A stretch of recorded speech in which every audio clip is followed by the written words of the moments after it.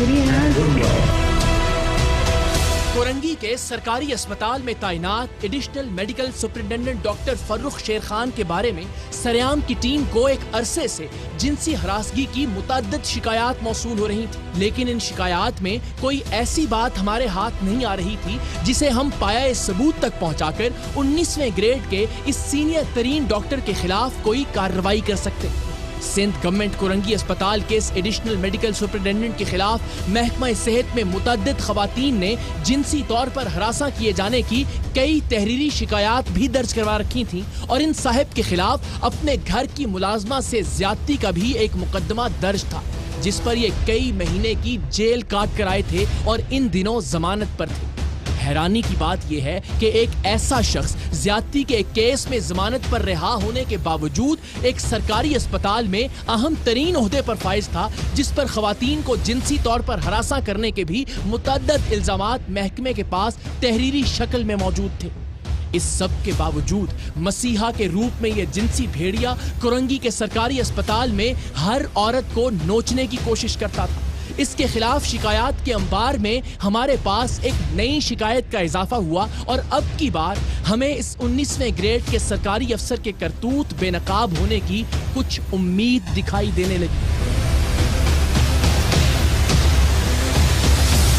Team सरेआम से एक लड़की ने राबिता किया था जो किसी रेफरेंस से कोरंगी सिंध गवर्नमेंट अस्पताल में नौकरी की तलाश में गई थी।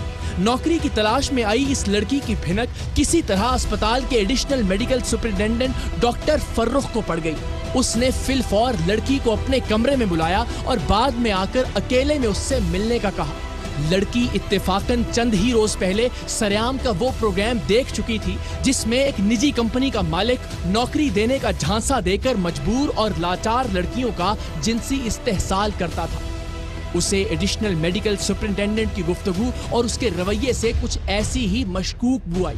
उसने हिम्मत करते हुए सरेआम की टीम से राबिता किया और बताया कि उसे नौकरी की अशद जरूरत है, लेकिन उसे नहीं लगता कि कोरंगी गवर्नमेंट अस्पताल का एडिशनल मेडिकल सुपरिटेंडेंट उसके इस्तेहसाल के बगैर उसे नौकरी हासिल करने देगा। वो चाहती थी कि इस शख्स का भयानक रूप सब पर आश्कार हो।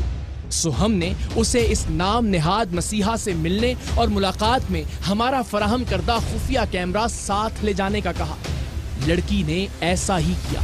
वो इस सीनियर तरीन डॉक्टर और अस्पताल के एएमएस के बताए हुए वक्त पर उसके दफ्तर पहुंच गई और फिर वही हुआ जिसकी तवक्को लड़की कर रही थी। महकमा सेहत के इस 19वें ग्रेड के अफसर ने बगैर किसी लगी लिपटी के इस लड़की को नौकरी के लिए उसका बिस्तर गर्म करने का कहा और साथ ही अपने ओहदे, अपने रुतबे और अपने पेशे का भयानक इस्तेमाल करते हुए खुद को और उसे एक इंजेक्शन लगाकर रिलैक्स होकर सब कुछ करने की मंजर कशी करने लगा। तो वो मैं कोरंगी 2.5 नंबर मैट्रिक तो मैं नौकरी कर दूंगा। जी किसी को बता बहुत अच्छी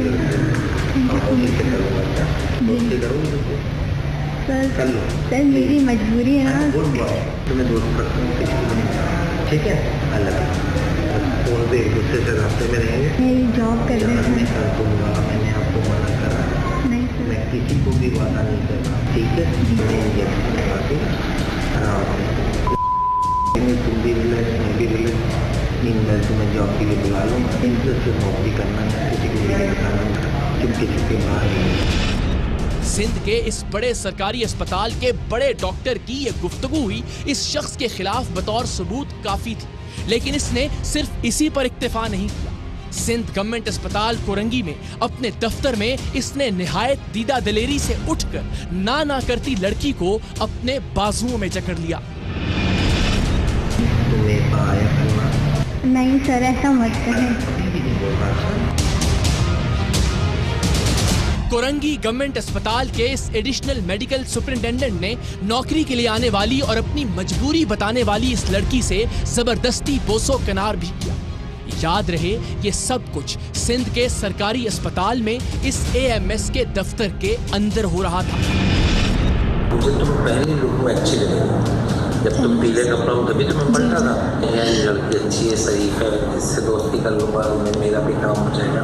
हम पूरा कपड़े करेंगे, मैं तुम्हें जल्दी नौकरी की बस सेटिंग सर पता है क्या सर, मेरी मम्मा ना हार्ट पेशेंट है, तो मुझे जॉब की सख्त ज़रूरत थी, तो मैं हर जगह गई थी। तो बात सुनो, मैं तुम्हें झूठ नहीं बोलता, ज़बान हो गई जी जॉब की। अब अगर तुम्हें इमीडिएट चाहिए होगी, मैं तुम्हें कहीं ना कहीं तुम जब आओ ना जी जी तुम्हारे तक, या तुम ऐसा करो ना तो जुर्माना होगा।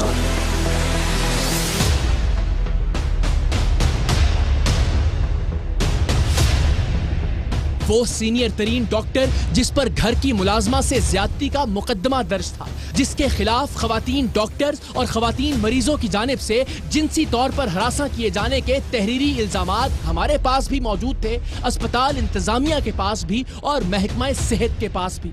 अब उनके खिलाफ हमारे पास एक लड़की को नौकरी का झांसा देकर उसका जिस्मानी इस्तेहसाल करने की वीडियो रिकॉर्डिंग भी आ गई थी।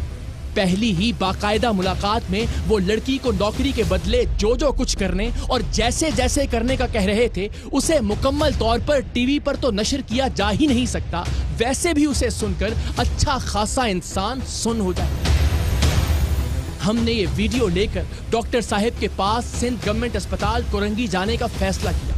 इस बात की तसल्ली के लिए कि डॉक्टर साहब वहां मौजूद हैं, हमने एक मर्तबा फिर उसी लड़की को उनके दफ्तर भिजवाया जिसने हमें जाते ही उनकी मौजूदगी का मैसेज कर दिया। हमारे पहुंचने से पहले भी डॉक्टर साहब ने अपनी हैवानी ख्वाहिशात की तकमील के लिए लड़की को अस्पताल से मुत्तसिल अपने घर की चाबी देते हुए तू चल मैं आया कहा।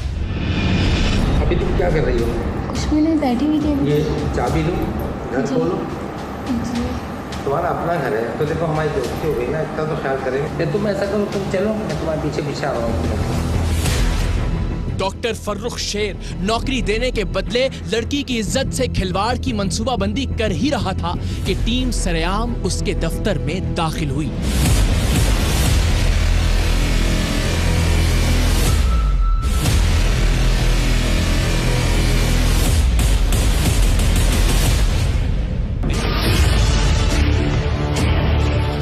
अस्सलामुअलैकुम, क्या हाल है आपका? क्या नाम है आपका? जू डॉक्टर फारूक, क्या है आप यहाँ?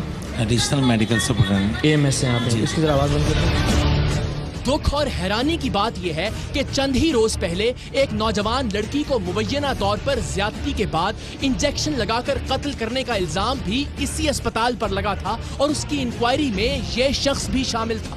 सो हमने इससे उसी वाक़े से गुफ्तगू का आगाज करने का फैसला किया कि आखिर देखें तो सही कि ये कहता क्या है, और फिर बातों बातों में अचानक हम इसके करतूत इसके सामने लाएं और फिर देखें कि इसका रद्द अमल क्या होता है। वो बच्ची वाला जो इस्मत वाला वाक़या वो यहीं हुआ था? तशरीफ रखिए। जी मैं खड़ा होकर बात करूँ, बताइए। बेटे, पूरे वाक़या आपको सुनाता हूँ, आप थोड़ा सा तशरीफ रखिए ताकि आपको सारा बता दूँ। मुझे खड़े खड़े बता दीजिए, जल्दी है। ये 18 अप्रैल को ये लड़की पहले 1 महीना यहाँ जॉब करके गई थी। ठीक है। तो 18 अप्रैल को ये लड़की यहाँ पे। आप कौन है? क्या दिखाने हैं? पेशेंट दिखाने आई है बेटा। तो यहाँ क्या कर रही हैं आपके वॉशरूम में? बेटा मुझे क्या पता, मैं तो अभी राउंड करने के आया हूँ, अभी बैठा हूँ। 1 मिनट बताया तो आप नहीं जानते इनको? नहीं, मैं जानता हूँ। अच्छा। मैं अभी राउंड पे था, अभी आके बैठा हूँ, 1 मिनट हुआ। अब बेटा मैं बहुत सीनियर आदमी हूँ। जी। आप अभी अच्छे आप हैं और किस आपके में- काम बहुत अच्छे हैं, आई अप्रिशिएट। आपके काम इतने बुरे क्यों हैं? वो आपको लगता होगा क्योंकि आपको सब बुरे लगते हैं अपने सिवा, अच्छा। ऐसा नहीं बोलते। तो फिर हमने ये वहाँ चली गई हमारे ENT सर्जन के पास। वहाँ जाके इसने बताया कि मेरे मुंह में इन्फेक्शन है। उन्होंने इसको इंजेक्शन सेफ्ट्रैक्सोन वाला इंजेक्शन लगाया कोई? कोई होता है वाला इंजेक्शन? वैसे सेफ्ट्रैक्सोन वाला कोई इंजेक्शन होता है? मैं वाला कोई इंजेक्शन होता है? मैं तो क्लियर पूछ रहा हूँ। आप पढ़े लिखे आदमी हैं, सर, मैं आपसे पढ़े पूछ रहा लिखे हूँ। आप आदमी से बताएं ना, बात डॉक्टर से करें। बात कर ऐसा रहा हूँ। क्यों होगा कि आप ये कहेंगे कि कोई वाला इंजेक्शन नहीं होता? अच्छा ठीक है, वो लगाया इंजेक्शन फिर? हमने इन साहिब से इंजेक्शन वाला ये सवाल इसलिए किया था क्योंकि नौकरी के लिए आने वाली लड़की को इन्होंने कोई इंजेक्शन लगाकर ही उसका इस्तेहसाल करने का कहा था।